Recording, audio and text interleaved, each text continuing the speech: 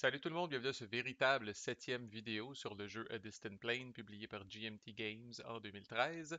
Dans cette vidéo, on complète notre revue des opérations et special activities des factions en regardant les Warlords. Alors, allons-y, ce sont officiellement des insurgés, fait qu'il y a beaucoup de similitudes avec les talibans, là. Les opérations, entre autres, sont exactement les mêmes, avec quelques petites nuances, mais à peine. D'abord, le rally peut être fait n'importe où. Les Warlords se foutent si une place est en support, opposition ou même neutre. Vous pouvez faire du rally n'importe où, n'importe quelle province ou Kaboul. Ça coûte une ressource par space. Toujours la même affaire. Vous placez soit que vous placez une guérilla ou vous remplacez deux guérillas avec une base.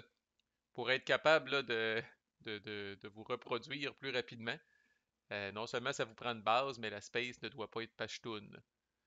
Alors, si vous avez une base et que la space n'est pas Pashtun, vous pouvez faire le classique là, de recruter autant de guérillas que la valeur de la population de la space plus le nombre de bases que vous avez là, ou flipper toutes les guérillas Warlord qui sont dans cette space-là underground. Donc, peut-être juste les spaces Pashtun où c'est plus compliqué, là. Euh, mais de toute façon, c'est rare que vous allez faire du recrutement massif de guérillas, là, on va le dire de même, là, parce que je répète que les Warlords n'ont que 15 guérilla. OK? Fait que contrairement aux talibans qui en ont genre 30, je pense, là, on fait le tour assez vite là, comme Warlords. Fait que on va plutôt aller, comme on va voir, là, se fourrer le nez un petit peu partout dans les affaires de l'Afghanistan. Le March, la seule différence, dans le fond, là, les Warlords sont très bons à marcher puis à demeurer. Ça, c'est complètement l'inverse des talibans. Les talibans ont beaucoup de difficultés à marcher entre autres à l'extérieur des Space Pashtun, puis de pas être détecté, là. Mais pour ce qui est des Warlords, là, c'est pas vraiment un problème, là. Fait que, ben d'abord, s'ils se déplacent sur une space qui est pas Pashtun, c'est vraiment l'inverse là, des talibans. S'ils se déplacent sur des spaces qui sont pas Pashtun, ils n'ont pas de chance d'être détectés. S'ils se déplacent sur des locks ou sur des spaces Pashtun, ça c'est une première, je pense, dans les coins. Pour ces guérillas-là de Warlord peuvent ignorer les cubes de la coalition, les cubes du gouvernement, là, comme je disais, là, ils ont un statut un peu de neutre, là, si on veut, là, de seigneur de la guerre qu'on influence à l'occasion. Là. Donc, vous n'allez compter que les guérillas warlords qui se déplacent, plus les guérillas talibans qui sont là. Et si le total excède 3, là, vous allez activer toutes les guérillas warlords qui sont en train de se déplacer. Là. Fait que seulement si la destination est une lock ou Pashtun et que le nombre de guérillas warlords qui se déplacent plus le nombre de guérillas talibans qui sont déjà là excède 3, vous ignorez tous les cubes dans ce calcul-là. Attaque, c'est la même affaire que les talibans. Vraiment, vraiment pareil. C'est extrêmement rare que vous allez faire ça comme Warlords. Là. J'ai joué une game comme Warlords dernièrement pour me remettre dedans. Là. Et j'ai pas fait attaque une seule fois. Là. Fait qu'on va voir que les Warlords ont d'autres façons de se débarrasser, pas mal plus efficaces de se débarrasser de pièces ennemies qui les ennuient. Et Terreur, c'est la même affaire que pour les. C'est un autre classique quand même un peu, là. C'est la même affaire que pour les talibans, là, à l'exception que les Warlords, eux, vont toujours ramener la space neutre. Alors, si la space est en support, ils vont la descendre à neutre. Si la space était en opposition, ils vont l'amener à neutre. Puis si la space était neutre, ben, elle bougera pas. Il va quand même avoir un marqueur de terreur qui va aller là. C'est weird de faire ça, là. Mais des fois, on peut faire ça pour placer un marqueur de terreur de manière préventive pour empêcher une faction ou rendre ça plus difficile pour une faction d'amener la space en support ou en opposition. Là. Mais les Warlords, apôtres de la neutralité et des trucs qui ne sont pas contrôlés par personne, sont pour je sais pas, là, le grand équilibre dans le pays. Fait que, mais ils peuvent autant nuire au support de la coalition qu'à l'opposition des talibans. C'est quand même intéressant. Bon, maintenant, leurs special activities qui, elles, sont uniques, là. Donc, ils peuvent cultiver pour ajouter une base qui est essentiellement des champs d'opium là, dans leur cas, là, des champs de poppy. Fait que donc Cultivate, là, ça doit accompagner Rally ou March. Il faut que vous fassiez ça dans une province qui a été pour laquelle vous avez payé pour faire un rally ou que vous avez payé pour que ce soit une destination de March. Il faut qu'il y ait une population plus grande que zéro et plus de guérilla warlords que de police. Donc le gouvernement, entre autres, peut vous empêcher de faire popper des bases un peu partout en distribuant sa police de par les campagnes d'Afghanistan Mais bref, si vous êtes capable de rencontrer ces conditions-là, vous placez carrément une base de Warlord dans la space. Alors, pas mal plus efficace que via le rally, là. Puis là, après ça, ben, il y a une base de Warlords, vous allez être capable de rallier plus de guérillas, là, fait que, au début, vous allez beaucoup cultiver comme Warlord pour ajouter des bases un peu partout en Afghanistan. C'est quand même assez facile là, parce que vous faites ça là, presque. Ça accompagne un rallye, puis un rallye, on l'a dit, vous pouvez faire ça n'importe où. Fait que, le gouvernement n'aura pas deux polices dans toutes les spaces d'Afghanistan. Là. C'est impossible. Là. Fait que c'est sûr que vous pouvez pas faire ça dans une space qui a zéro de population, mais quand même, vous avez l'embarras du choix en esti. Là. Trafic, ça, c'est une façon insane de gagner du fric. Complètement insane. En fait, le Warlord a besoin de fric, il a besoin de 41 ressources pour gagner. Là. Fait qu'il faut bien que ça y prenne quelque chose pour gagner de l'argent entre les phases de propagande. Là. Fait que trafic, ça accompagne Rally ou March. Vous pouvez faire ça dans toutes les spaces où il y a au moins une base de Warlord.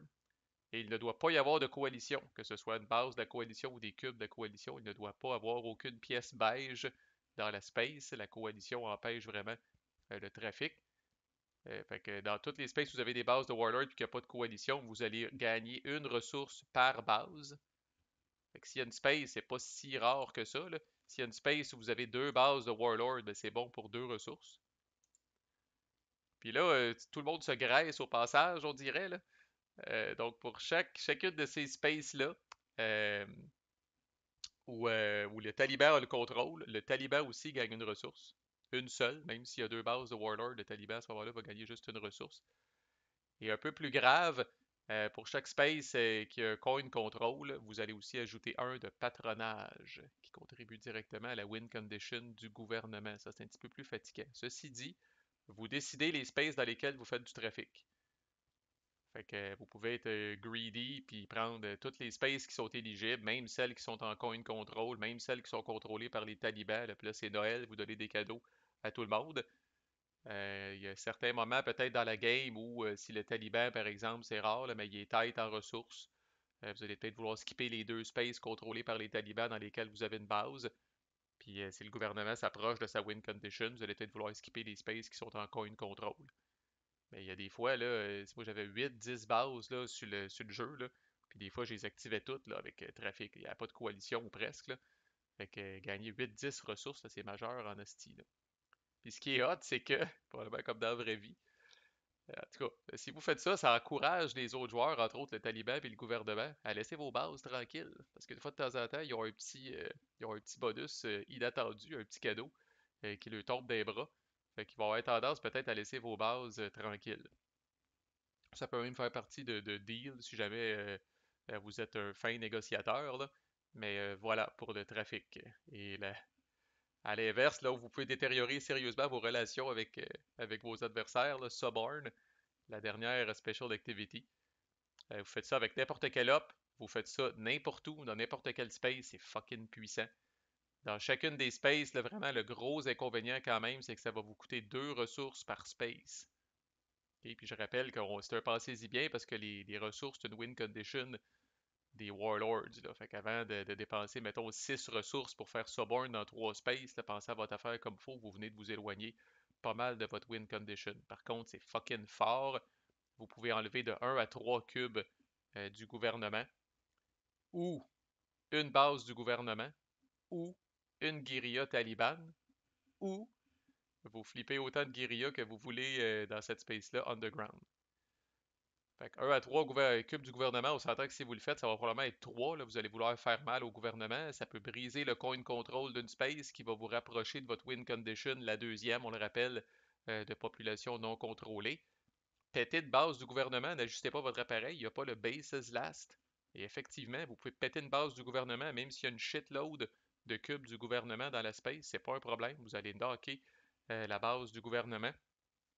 Ce qui va faire que le gouvernement, surtout quand on approche d'une carte propagande, va être obligé de crisser son camp avec ses cubes. Ça va être à recommencer de s'en revenir là. Une guérilla talibane, encore là, ça peut briser le contrôle taliban, vous aider pour votre win condition.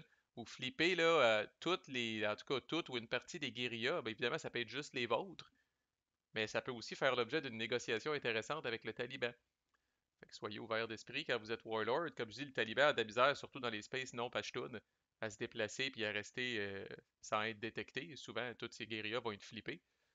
Ben, si vous arrangez avec le taliban, vous pouvez dire, gars, bouge ici, puis moi, là, prochaine fois que je fais une special activity, je vais jouer, mettons, avant le gouvernement, puis avant la coalition, après toi, puis je vais faire suborn, puis je vais payer deux de ressources, puis je vais flipper toutes tes guérillas underground. Fait que tu vas peut-être pouvoir faire terreur dans ce space-là, ou extort, là, la patente pour gagner du fric des talibans, là. Évidemment, faites pas ça gratuitement, faites ça en échange de considérations futures. Peut-être que le Taliban prenne un prochain événement qui est favorable à vous autres, de quoi de même. Mais bref, c'est puissant en esti comme c'est coûteux, mais puissant en esti comme special activity.